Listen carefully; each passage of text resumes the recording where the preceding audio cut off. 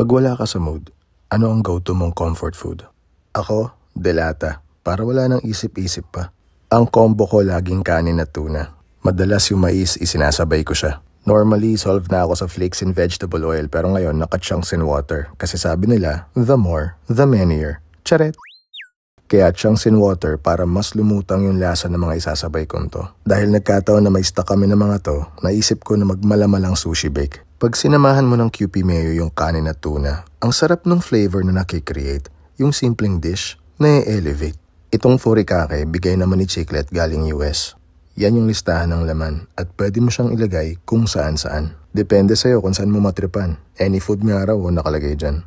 Ito naman, pangdiinan, ang Mex Crunchy Chili Garlic. Ang sarap ng build-up ng anghang niyan. Paglapat nito sa dila mo, hindi siya 0 to 100 agad. Unti-unti kanyang ililipad. Speaking of lipad, minsan ba naisip mo na sana kaya mong lumipad pa kalawakan para lahat ng mga problema mo maiwan, tapos wala nang balikan? Ang astig sana kung may ganun tayong kakayahan, pero ang katotohanan, ang problema, hindi mo yan matatakbuhan.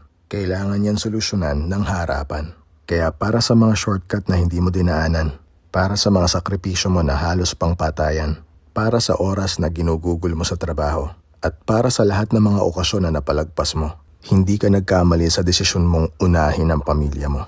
Nakakapagod, alam ko, pero lahat yan magbubunga sa dulo. Ang pagiging breadwinner ay hindi paligsahan, kaya wag mong iisipin na ikay na pag-iiwanan. Niyarap!